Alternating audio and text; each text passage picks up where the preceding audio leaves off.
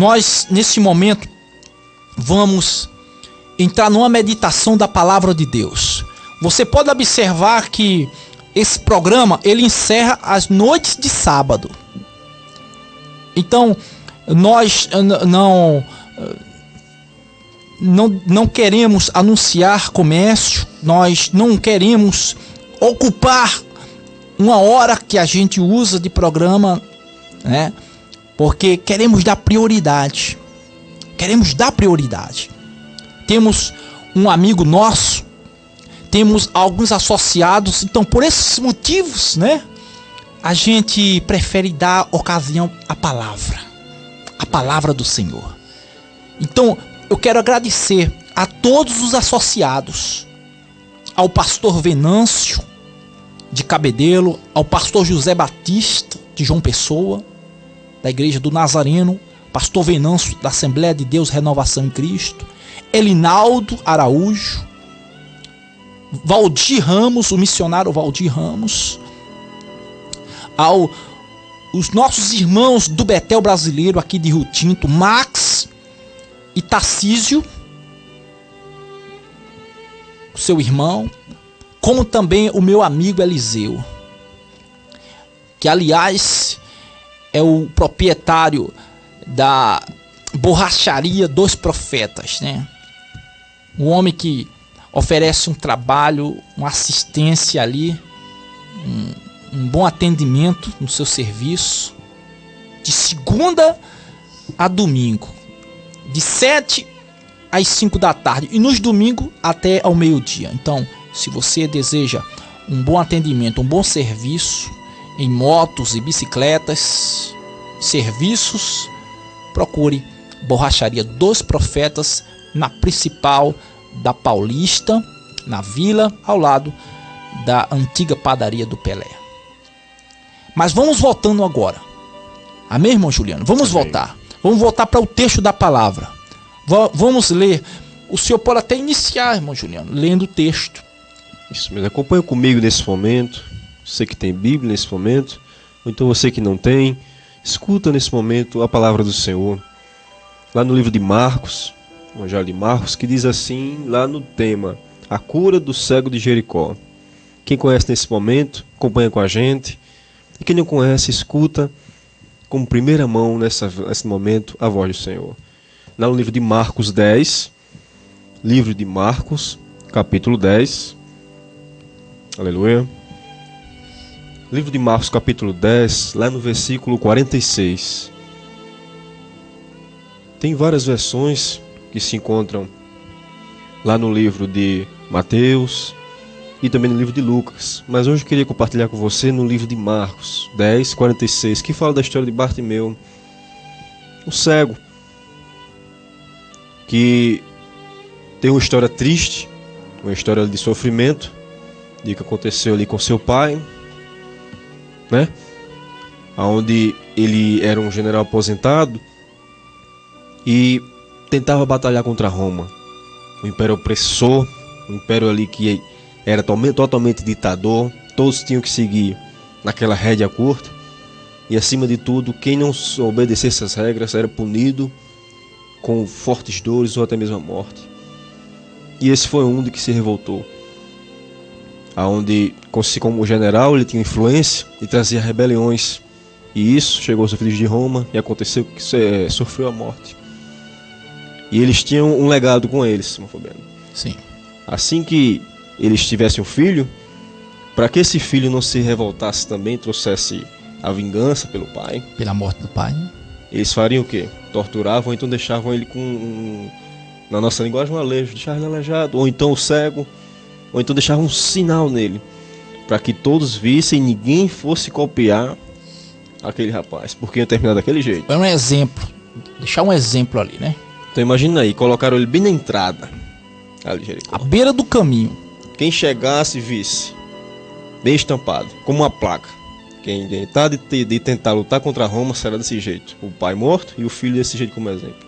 Aí voltando aqui para a história nesse momento. Vamos para o texto da palavra. Isso. No livro de Marcos, capítulo 10, versículo 46. Isso não é história inventada não, irmãos.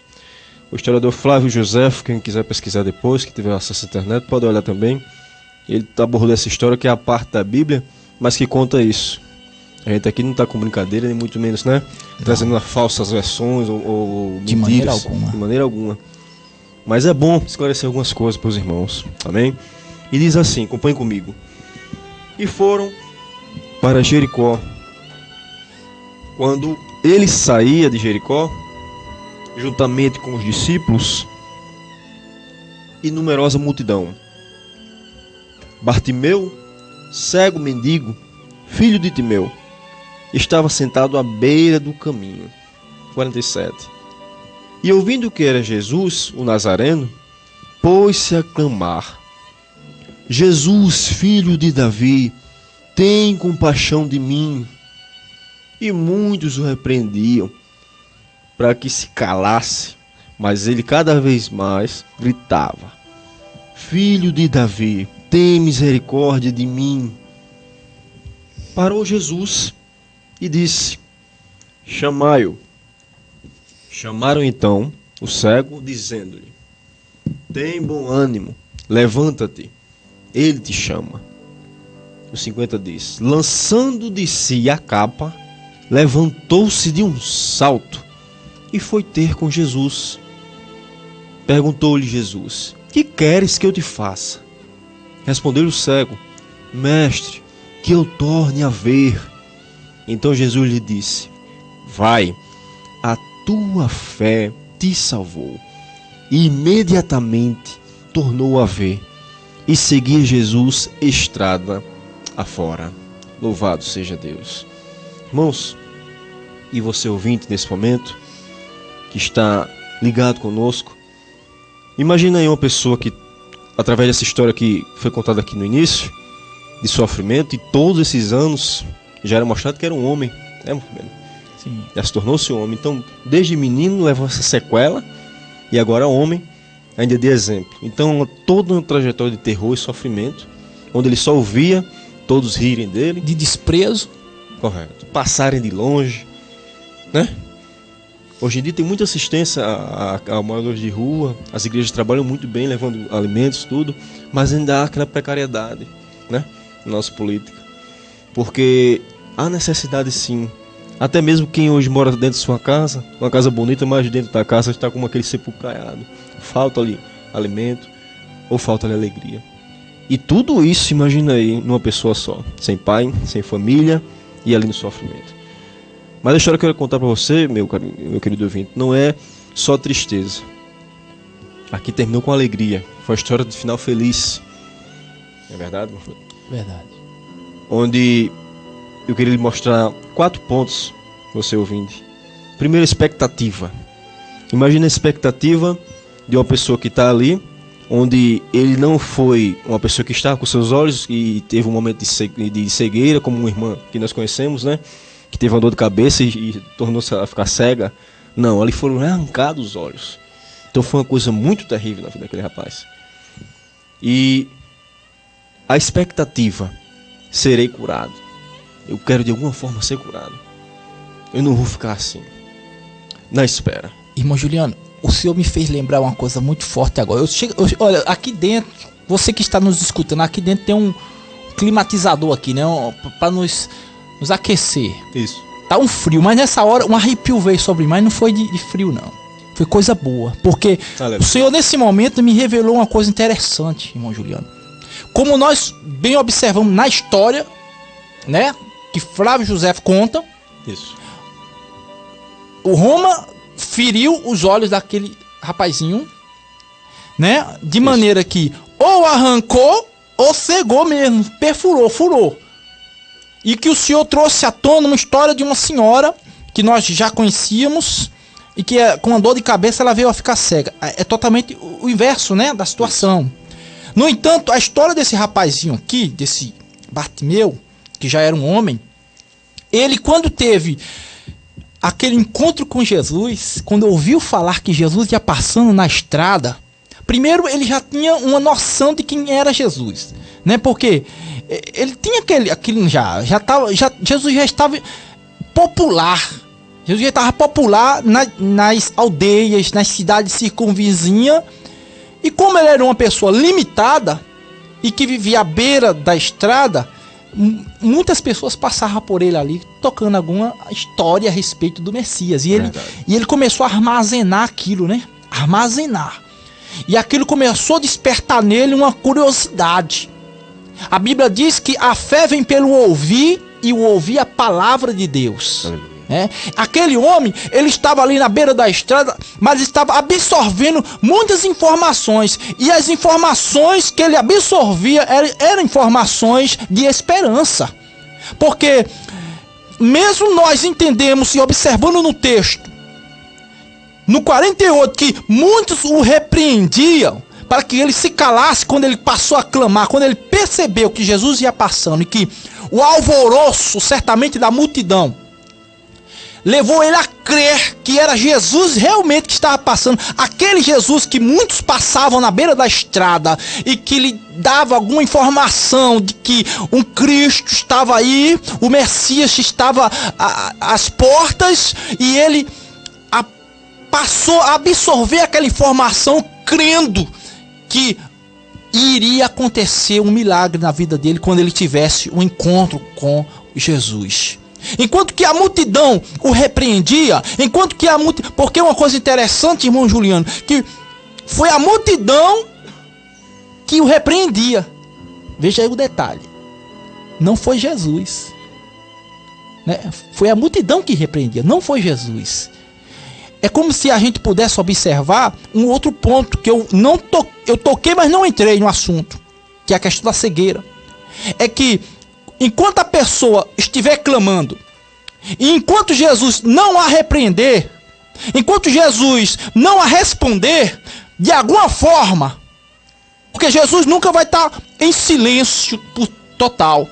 O silêncio de Deus, até o silêncio de Deus traz cura. Aleluia. Até o silêncio de Deus faz milagre.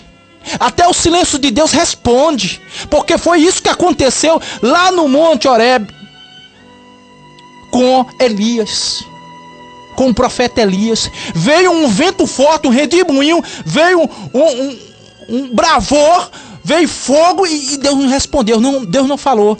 Até que veio um vento suave, sereno, e Deus falou.